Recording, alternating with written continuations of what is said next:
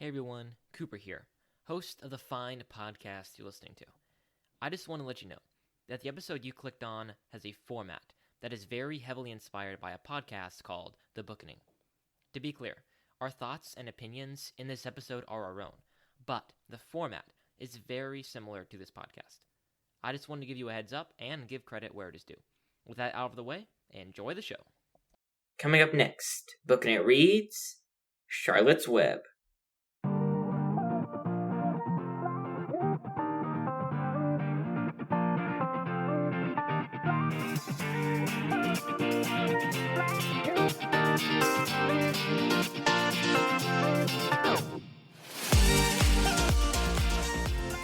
Hey everybody, and welcome back to Booking It. I'm, of course, your humble and eloquent host, Mr. Cooper Cobbs, and over there we've got, I guess I should say, Mr. Matthew Killingsworth. How you doing, Matthew? Well, howdy. Oh yeah, that's right. I forgot that means I'm doing good, too. So, really though, how are you doing? Oh, yeah, I'm doing good. Yeah? I'm doing howdy. Doing howdy. I am doing more than howdy. I am... You're doing, what's so more than howdy today? I don't know. I'm just just a happy day. Yeah, for no reason. Yeah. Yeah. Cool. It's a little bit jealous. Yeah. Well, today, if y'all haven't noticed yet, this is the latest edition of the Cooper Matthew Show. Did you see what I did for the description of the bonus episode that just came out? Yes. It took me actually a while to figure out what that meant. I think that was pretty genius. I think that was pretty genius. I think it was. Okay. I thought it was a little confusing, but that's alright. Anyway, yep. Today, we're here. We're talking about Charlotte's Web, the classic children's book by E.B. White. And Matthew, did some baggage from you. Some baggage with Charlotte's Web.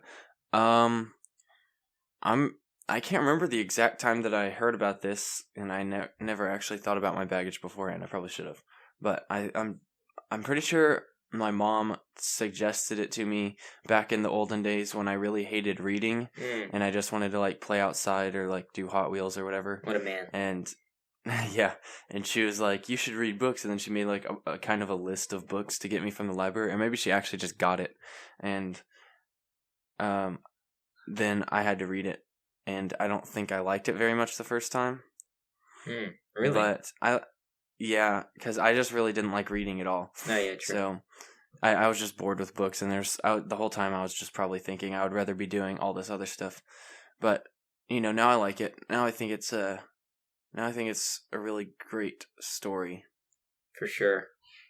Which, like we were talking about in that bonus episode, it makes up a good book. It's a good story. Yeah. So.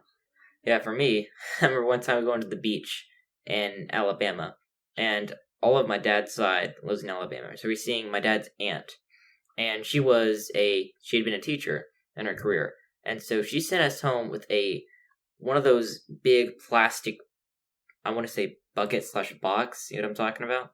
Mm-hmm. One of those, like a tub, like a big plastic tub, full of books, like Cat in the Hat books, little thin books, and yeah. And so Charlotte's Web was also one of those books. That was probably one of the best rides home I ever had, because I'd just reach into that bucket and just pull out a book and start reading the entire trip home. It was awesome. And then, this book... I would get sick. Yeah, well, on the cover of this book, it has, like, from so-and-so to my aunt. So, yeah, Charlotte's Web was one of those books. I'm pretty sure Mom read it out loud the first time. I don't remember much from that, but I'm pretty sure I liked it. Yeah. And then I think I've probably seen the movie, the live-action one.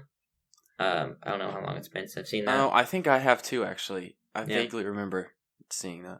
Anyway, yeah. I think we rented it we got it from the library one time, borrowed it from the library. Yeah. I don't remember much, but whatever.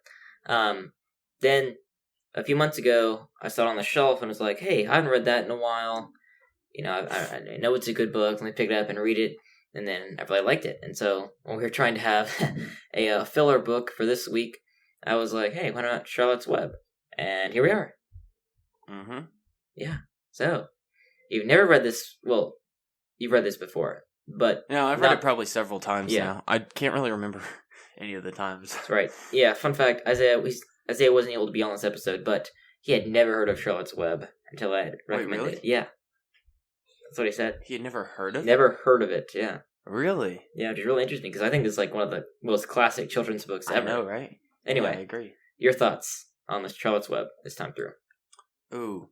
So, like I said, I think this book has a great story in it that's kind of emotional and relatable for kids, and it's also written so easily that, like, kids who... Like, if I had enjoyed books back when I first read it, then I would definitely enjoy this book like you did. But I just enjoy books in general, so that's why I didn't like it. But, yeah, I definitely think it's a great book for kids. And, you know, we still like it now, so I think it's a great book for almost all ages. Yeah, I agree. I think that's one of the things that makes this book so great, as it's great for all ages. Yeah, it's really just simple. Yeah. You know? It's which written which like... is nice. It's a nice little change. Yeah, it's like Hemingway's writing, but for kids, and it's almost simpler than that. Yeah, definitely. Definitely. It's really interesting, really clean style. Actually, I bought today at Half Price Books. Let me push up my glasses. Half Price Books. I bought E.B. White, and an old college professor of his wrote a styling book about how to write prose, and so I bought that. And I've heard good things, so I'm excited to start reading that. It's called Strunk and White, or Elements of Style. So you're gonna write a book now? No, well, you know, I mean, I like writing. You know, help me with my papers. You know, push up my glasses again. Yeah. But anyway, I'm excited to start reading that. But yes, E.B. White's style is incredible. What does EB stand for? That's a good question. Let me look it up. I'm pretty sure I knew. Let me see. E.B. White. Do you have a guess before we start? Yeah. I'm gonna go with Everett Buxley. Oh, I was thinking Everett Bart. Oh, okay. You ready for the answer? Yes. Elwyn Brooks. Never would have guessed that. Elwyn Brooks. I think we should have known. Brooks. Yeah, I think we should have known Brooks, but Elwyn. Yeah, Elwyn Brooks White. Yeah. It's not a bad name. No, but I probably would have gone by Brooks or something like that. No, actually, Elwyn's not a great first name. Brooks is more of a last name.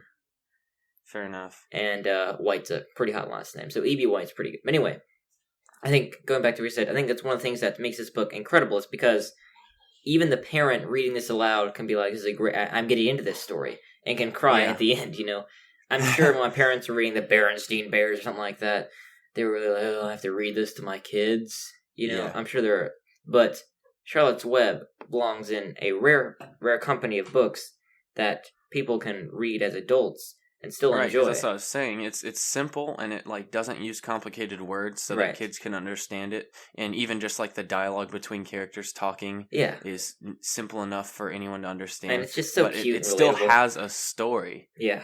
It has like the emotions in the book are relatable. Yeah. This is probably one of the most relatable books in terms of how kids act or how kids think about animals or how kids talk or something like that. It's just... And there's a few times that I remember I was like, oh wow, that's true. Yeah. Like at the beginning, it's like the younger girl wakes up super early in the morning so she gets a pig, and the teenager guy was like sleeping. Well, no, he was a teenager, yes. And then I also really appreciated the time where he tried to like knock the spider off, or like a frog. Stereotypical, country boy, country kid. Yeah. Here, let me read it. Mom wanted me to read a little bit of the book, so let me read. I mean, his prose is just so, like, this book is magical in the way it describes a lot of things. So, this is the part where he's describing Mr. Zuckerman. And because the animals talk, too, so... True. Mr. Zuckerman had the best swing in the country. It was a single, long piece of heavy rope tied at the beam over the north doorway. At the bottom end of the rope was a fat knot to sit on. It was arranged that you could swing without being pushed. You climbed a ladder to the hayloft. Then, holding the rope, you stood at the edge and looked down and were scared and dizzy. Then you straddled the knot so that it acted as a seat.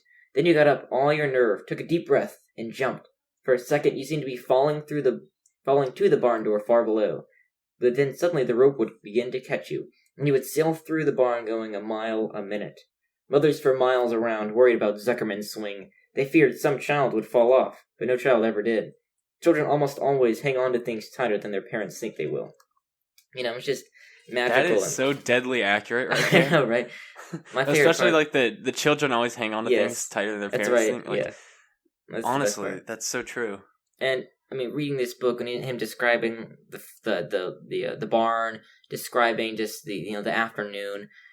I mean, I felt lazy when I was supposed to feel lazy. In a like a warm Yeah. afternoon in a barn. Then just the smells, And the you can- sounds of the animals in the barn. And you can imagine that swing when he's describing Yes. it. Like you can just imagine. We all know exactly what it looks like. Yeah, I mean, it's Yeah. common knowledge, pretty much. Yeah, and then it's just so beautiful.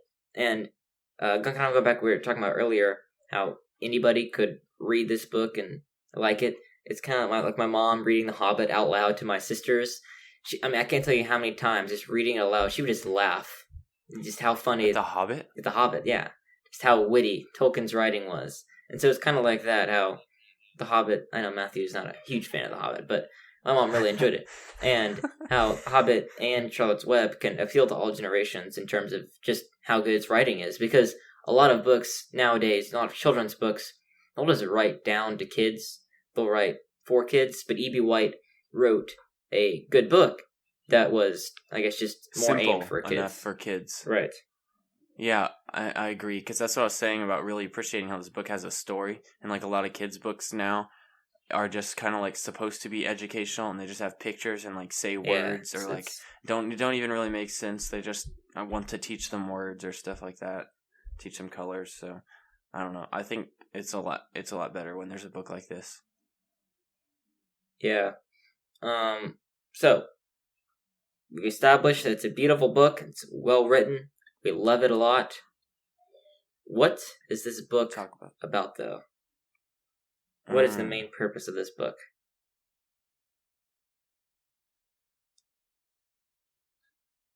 I think it's about kind of like a couple things, like the love for Fern, for her.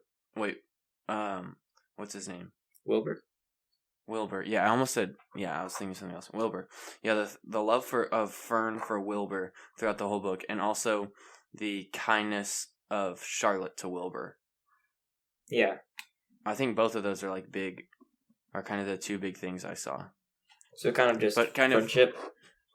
Yeah, definitely like friendship, but I think kind of the first part focused on Fern's love for Wilbur, Mhm. because really this when you think about it, just like in the plot, the pig was just kind of this like just lucky guy who just Yeah. everyone did stuff for him.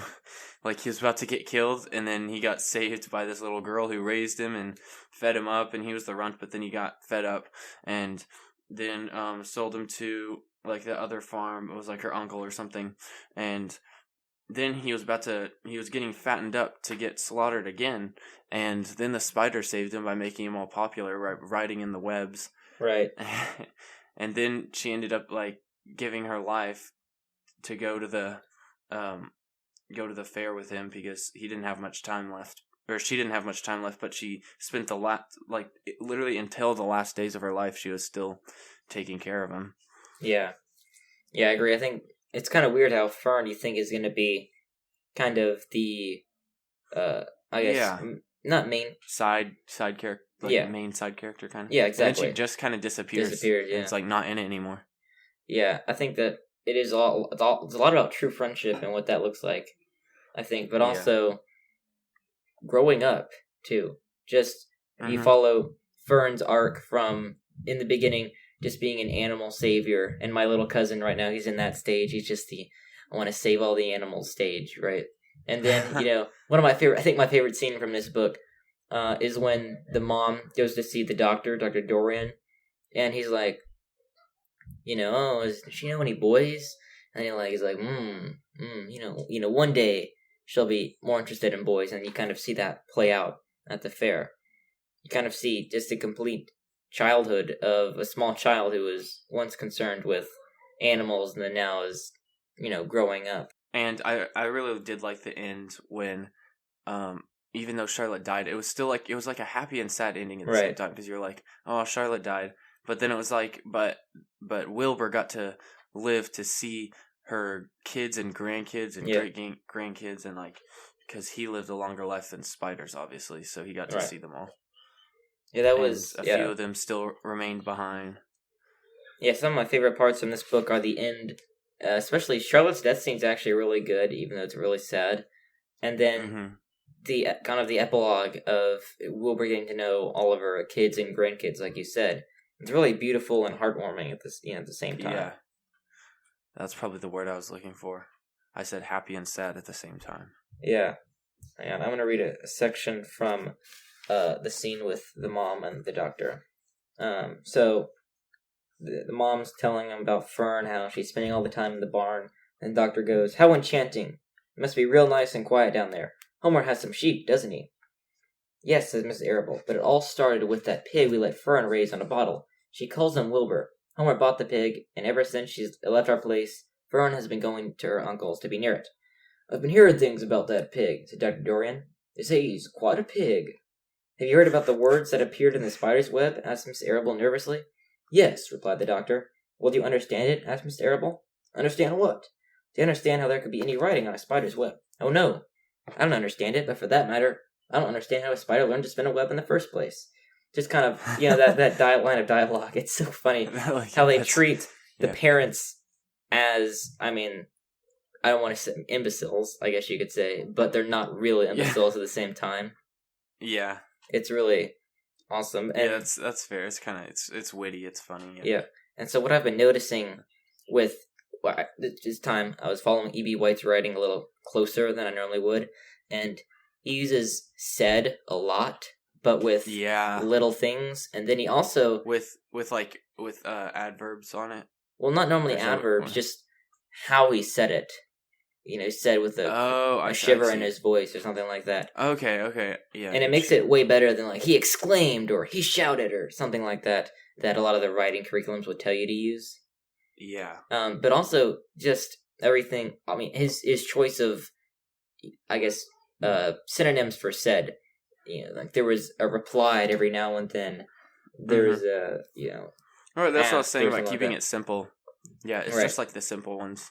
Yeah, it's not clunky. But yeah, I always I agree. I always appreciate it when it's because like sometimes when they do like exclaimed or like a big word like that, it's kind of unnatural. It's just like that was a little bit weird. Yeah, I was like, this guy's just trying too hard. But no, I like it when you just add a little bit of a like what is it called, phrase or clause afterwards that like he said with a smile or like exactly. It had so much more than exclaimed. And you can almost.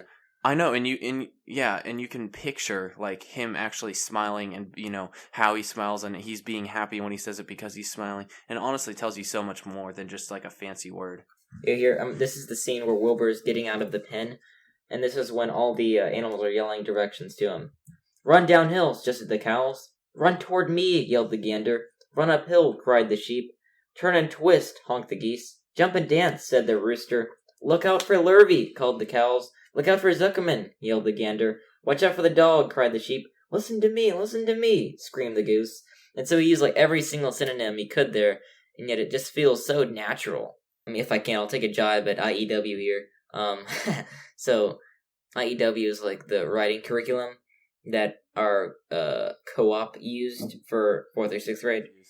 And no offense to that. I think it's a great writing curriculum, but they essentially outlawed. They outlawed say said. They said you can't use these words, you have to use different things.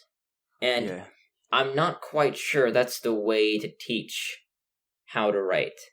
No, I agree that you probably shouldn't use just said the entire time, but I think you break from said only when it needs to happen. It makes it just a lot smoother or something like that. Yeah. No, I definitely agree. Yeah. Because I'll hear, like, my brothers will be writing them, and I'm like, sometimes because they have all these vocab words that they, like, memorize at the back of the book, and they're supposed to use those in their essays when they write them, and so sometimes, like, I feel like IEW encourages you to use all these fancy words and gives you all these fancy vocab words to use, and they're like, this is an adjective, it goes here, this is an adverb, it goes here, this is like a sentence starter, it goes here, this is a word you can use instead of said, it goes here, and then they don't tell them like when it's okay to use it and when it's not, so they basically just use it all the time for the entire essay, and it's just like, oh, Oh. Yeah, it's my mom used to say when she taught our class, like, you don't I put was on like, too much jewelry. It's like putting on too much jewelry, but they don't really tell you when to not put on jewelry at all, essentially. And so I Mhm. guess that's our complaint. It's not that yeah, sure, don't use said all the time, but don't use exclaimed all the time. I think I've been using that word too much, but don't use exclaimed all the time. Well, either. that's the first But- one that came to mind, I guess. Yeah, but a good writer is knowing when to break the rules. So know when to break. Tell them when to break the rules. Tell them, but also tell them when to put on the jewelry, but when to leave it off as well. So anyway, so what do you think about Charlotte, Matthew? I thought she was kind of let's see. So I definitely never thought of her as young as Wilbur. She was always kind of like, not quite a super old lady that's just like uninvolved and doesn't really know what's going on. I always thought of her as she was like the 20-year-old librarian or something like that. I don't know. Yeah, actually, I thought she was older, but like I kind of thought of her as young, but just really wise. Yeah, wise beyond her years, for sure. Young, like older than Wilbur, but still kind of young, but just like a large amount of wisdom for her age.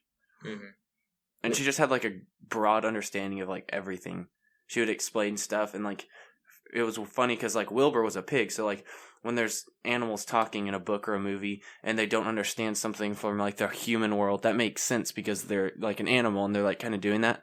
But when it's kind of funny because all of a sudden the spider knows like how to explain everything to a pig when all she's like done is sat in the doorway of a barn her whole life. Yeah, it's true.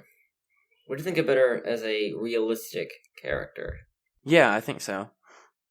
I think she was, like we were saying, just kind of like the wise, like almost like mentor kind of person.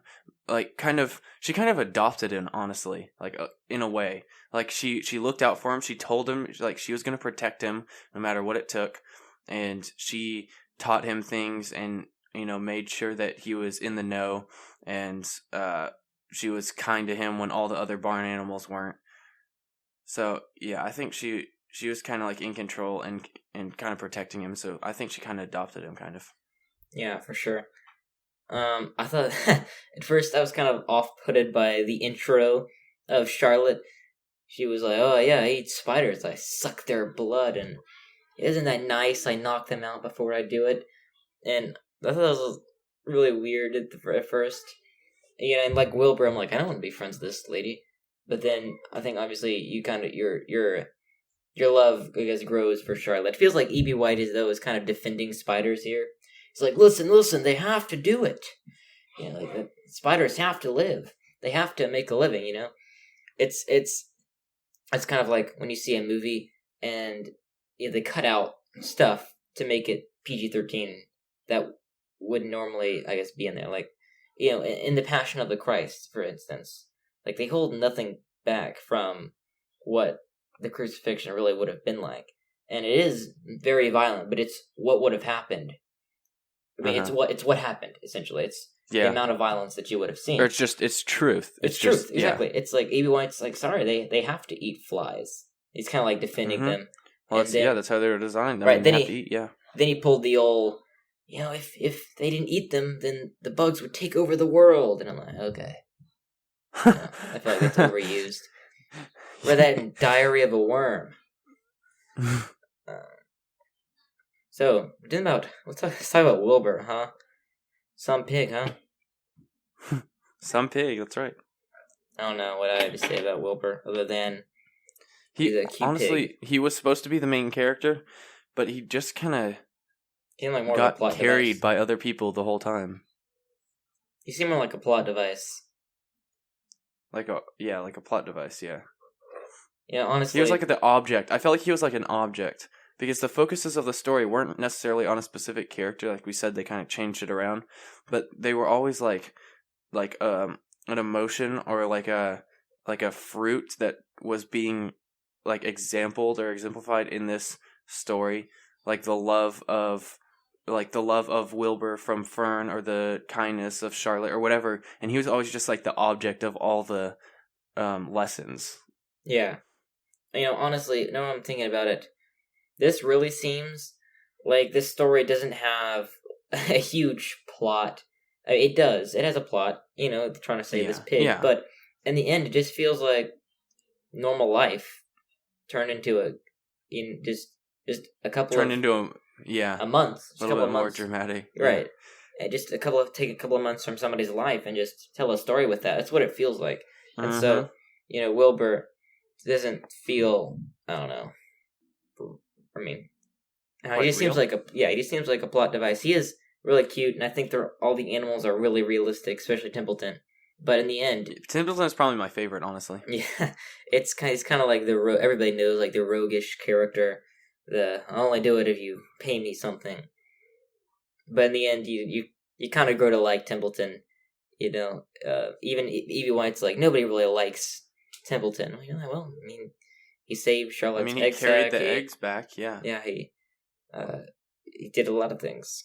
He brought words. Yeah. So, I want to read Charlotte's death scene real fast. I will say while you're flipping that I thought it was kind of funny how there's like several things that when you just think of the thing, it's like you think of something gross, like for example a rat or a sack of spider eggs, or like all those things are just like gross, but in the story for some reason they weren't. Even a rat carrying a sack of eggs wasn't gross. Yeah. Maybe because the book seems so innocent that it didn't really want to delve into that. Anyway, here we go. Goodbye, she whispered. Then she summoned all her strength and waved one of her front legs at him. She never moved again. Next day, as the Ferris wheel was being taken apart, and the racehorses were being loaded into vans, and the entertainers were packing up their belongings and driving away in their trailers, Charlotte died. The fairgrounds were soon deserted. The sheds and buildings were empty and forlorn. The infield was littered with bottles and trash. Nobody, of the hundreds of people that visited the fair, knew that a gray spider had played the most important part of all. No one was with her when she died. Oh, it's just so sad, isn't it? Yeah, that is sad. But it's also chilling in a good way. Like, it gives you goosebumps. It's kind of, I mean, it's just kind of saying this is what's going to happen. I mean, but then it's like that also happens like a bajillion times every day. Yeah. So, like, a spider will die every day, and we don't know or care about it. So it's kind of, they had some deep relationship with a pig and had a dramatic death. None of us really care. We're just the people who litter the ground and walk away. Yeah, and Evie White seems like he's kind of saying, hey, even the lowliest of creatures like a spider, it's a miracle when a spider spins a web. It's a miracle. When just life is a miracle. And it's kind of sad that nobody takes the time to appreciate even this small gray spider dying. Yeah. And where'd she learn to read and write? No, I'm just kidding. No, I was going to say, like, when you were reading the doctor scene, he was like, I don't even understand how they spin webs in the first place. I was like, there's a good amount of truth to that. Yeah, it's true. Man. Like, that's actually pretty fair. Yeah. Anyway, you have any other thoughts before we wrap up? I don't think so. How many spider webs out of 700? How many eggs did she lay? No. How many baby spiders out of 514 do you give this book? That's how many eggs she had. I'll give it a 416. 416, nice. So 4 stars. I'll give it 475. Oh, wow. Yeah. 4.75 stars. That's right. Pretty much. Anyway, we really love this book. I think we both highly recommend it as a read aloud or just as a good book to read. For sure. All right, it's time for some donor shout-outs. All right, Matthew, I say the donor, and you say which farm animal you think they are. I knew you were going to do that. Oh, you did you? Should have been prepared. Uh-huh. All right, Nana. Nana is Wilbur. Nice. Ven Vapianuela. The geese. What are Isaiah's grandparents again? Names again? Oh, gosh. Isaiah's grandparents. Look on this note sheet. Isaiah's grandparents are cows. Nice. Mr. Mike and Miss Laura. Surely you're not running out of animals, Matthew. No. I'm just considering. Oh, chickens. I'm gonna make you pick again because there's no chickens in this book. There's at least 2 others that I can think of. Goats. Sure, I'll give you goats. Whatever. Isaiah's uncle, Sebi. Templeton the rat. The Lone Ranger. I like it. Aunt Jenny and Uncle Sam. The sheep. Alright, Isaiah's cousins, Moses and Zara. Oh, well, they can be the geese again. They can be more geese. Okay, and last but This not is least, embarrassing how much trouble I'm having coming up with farm animals. Last but not least, Christopher. Chris Hagedorn. Charlotte the Spider. What a legend. Alrighty, guys. Thanks so much for donating. If you want a donor shout out, make sure you go to patreon.com/bookinit. Donate $5 or more. We'll give you a donor shout out. If you can't donate for whatever reason, please leave a 5-star rating and review. And until next time, keep on booking it.